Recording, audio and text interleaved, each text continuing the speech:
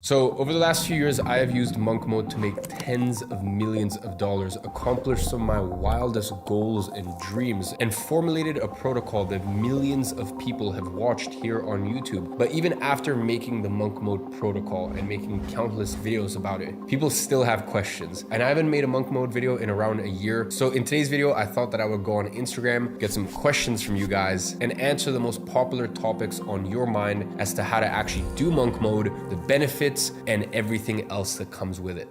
What is monk mode? Monk mode is a period of immersion. It's a period in which you say to yourself and you signal to the people around you that, listen, I'm locked in, I'm focused. Now, from my understanding, monk mode was floating around as a rough term for many years, but when I started monk mode back in early 2020, just right before lockdown, there was no real formula or way to do it. So I can only tell you my monk mode protocol. Maybe some other people have some other ideas, but my monk mode protocol consists of no alcohol or weed, 30 minutes a day of exercise, even if that's just a brisk walk in the park, and 10 minutes a day of meditation. Those three are your non-negotiables. Now, there's a bunch of other protocols out there, for example, like 75 hard, where it's 5 or 6 different variables, but they're just fixed. And I totally respect that protocol, but I wanted to create something where people would have the ones which for me are just a non-negotiable full stop, and then you can add your own variables. So you can add anywhere from 1 to 3 variables on top. Some variables that I've done in the past include praying once a day, doing 45 minutes of phone screen time per day. I've done stuff like adhering to a diet, so I did a strict carnivore diet, and you can really do whatever you want, whether that be 30 minutes a day of practicing public speaking or 15 minutes a day of journaling, whatever you want. That's the really amazing thing about monk mode, is that you've got those 3 non-negotiables, but then you've got anywhere from 1 to 3 additional variables that you get to pick and choose. And each monk mode period that I do is different. It shifts, it changes depending on my needs in that season of life. And that brings us on to our second question, which is how long should monk mode last? Now, monk mode needs to be at least 21 days. Anything less than that, and it's simply not a commitment enough. And to be entirely honest with you, even 21 days really isn't that much of a commitment. It's just, I understand for some of you guys, even 3 days, the idea of meditating for 10 minutes and doing 30 minutes a day of exercise and no alcohol, no weed, even 3 days is difficult. And I will say, the more days you do it, the easier it gets. So for those of you guys who are really struggling and have never done something like this before, do 21 days. Do 21 days and then maybe take a couple day break, enjoy your life, and then go back into maybe a 30-day window after that. And you can really chop and change the duration. That's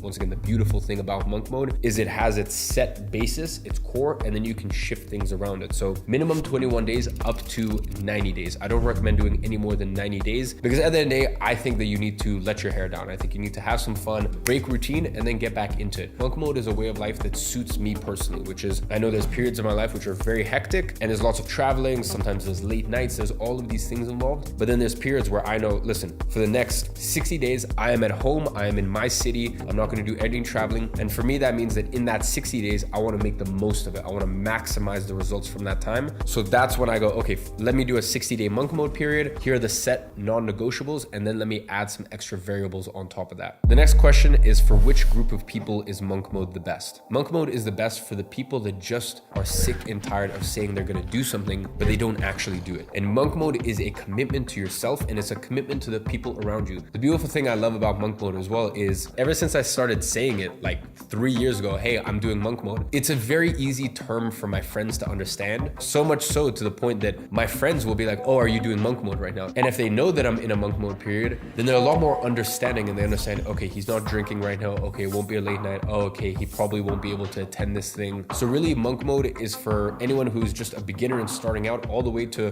super successful people. Anyone who wants to accomplish their goals and understands that they need to go into a period of mini immersion in order to achieve that, and they need to go into a phase of monk mode. The next question is very commonly asked for me personally because people know I enjoy cigars, and that is, do you smoke cigars in monk mode? The answer to that question is yes, I still do smoke cigars. I've done monk modes in the past where that's one of my extra variables, just because I wanted to see, okay, for the next 60 60 days, can I not smoke cigars? So I've done that in the past, but for me, I've found no benefit to it personally, and especially because I'm in a lot of very important business meetings, I'm in a lot of very important dinners, stuff like that. I will be honest, when you're playing at a very high level, alcohol is just always sort of a part of meetings and dinners. Like it's almost that thing that people can bond over, you know, a bottle of wine or a glass of wine. So because I don't have that if I'm doing monk mode, cigars is a way to also have that bonding experience. A lot of the people that I do business with, they also smoke cigars, or if they don't smoke cigars, they're always very interested for me to kind of educate them a little bit about it and, you know, help them smoke their first cigar properly. So yeah, for me personally, I still do smoke a lot of cigars. I know that that is a point of contention for a lot of people. And all I will say to that is I believe that every high performer, we just need our thing that's for us. Like we just need our thing that's our alone time or our time to relax. And if I'm being very honest, Michael Jordan, he openly admitted that he smoked a cigar on the way to the stadium before any home game. So if Michael Jordan, who is one of the best athletes in history, smoked cigars and was able to do what he did, for me personally, I haven't noticed any negatives in my life, and it's only brought positives, which I definitely, by the way, cannot say about alcohol or any other vices. So next question is, when do you decide on when to go into monk mode? The way that I do it is I know in my year there's certain periods that are more busy in terms of travel, in terms of events that are more social and less business oriented. Like I know right now I'm currently in Como in Italy. Then after this I need to go to Geneva for some business. And then after that I'm going to London. So I know that within this sort of European travel, it's very difficult for me to stick to my monk mode protocol. I can if it's called for, but for me, I'd rather go through this period and then I go back to Dubai where I live. I go back to my home, and I know that I don't really have any travel plans for a couple months. And I specifically made it that way because I wanted to get a lot of work done over the summer and pretty much just stay at home, do monk mode and get ahead, because there's a lot of very important work stuff on at the moment. So monk mode for me is anyone who is not where they want to be in life, wants to build a business, wants to achieve something. For me, it's a non-negotiable. Like you just do monk mode, because what else are you going to do? There should be no excuses. And by the way, I lived a sort of variation or almost did monk mode without even realizing it for pretty much 3-4 years while I first got my business off the ground and made my first few $1 million a year. So how do you decide on when to go into monk mode? It's really just a matter of, if you are not where you want to be in life, you do it full stop. If you are where you want to be in life and you're making great progress, then monk mode is simply a tool of immersion where you go, okay, I have this little pocket of space and that little pocket of space where I know that I don't have too much going on. Why don't I make a full dedication and a full commitment to this and make this a monk mode period? The next question is, do you listen to music? If so, the same music as usual, or do you switch it up? Now, one of the things that you're going to find, and one of the benefits of monk mode, is it kind of resets your dopamine level. Listening to music is almost like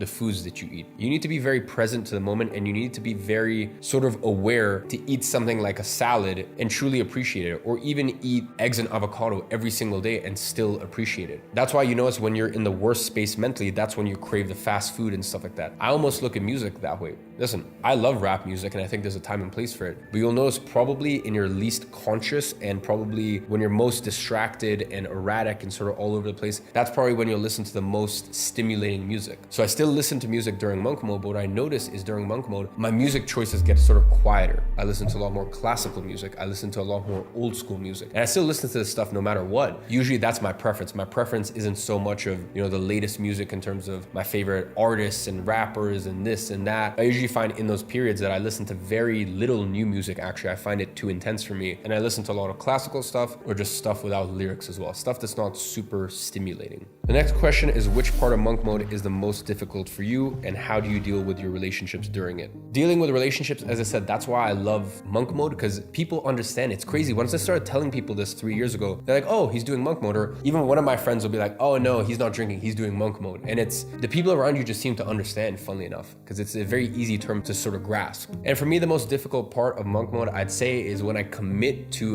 for example, let's say I commit to a 60-day monk mode, and then there's a last minute trip that happens in there, or sort of last minute curveballs. Obviously, if you are in your home for the next 60, 90 days, 21 days, whatever, that's the best way to do it. But unfortunately, life doesn't always go to plan. So maybe 3 weeks into monk mode, I may have a trip, which makes it very difficult to kind of tick off on the list of things that I need to do. So I'd say that's, for me personally, the most difficult thing, is when curveballs get thrown thrown into the mix and last minute trips or last minute obligations come up. And the last question is, what are the true results of monk mode? I mean, listen, I can only speak to my results, and ever since I started doing dedicated monk mode in the beginning of 2020, that's really when my life kind of just propelled to a different level. I mean, at the age of 18, I made my first $1 million, so I was always doing well, but I found that I was doing well and I was still comfortable. Ever since I started implementing monk mode, I don't know why, but since then I've just taken on bigger and bigger challenges in my life and felt like I could take on bigger challenges. Maybe that's what it was before, is that I felt like I had strong abilities, but I didn't feel like I could accomplish the unthinkable. Whereas now I genuinely feel like you give me a 90-day monk mode window, and as long as I don't have too much travel or too much business stuff that's pulling me in different directions where I need to leave my house, I feel like I could accomplish anything, quite frankly. So not only just accomplishing more, I'd say the big thing as well is just having my circle understand more, because it's, as I said, it's a very easy thing for everyone around you to understand that you're going through and you're experiencing. But I'd say really, if you want to find out the true results and the true benefits of monk mode, go try it for yourself. Go try it for 21 days. And I'm going to leave a link below this video to one of my other monk mode videos where I kind of speak more specifically and a little bit more quickly on what the protocol actually is, how you do it, how you execute on it. And listen,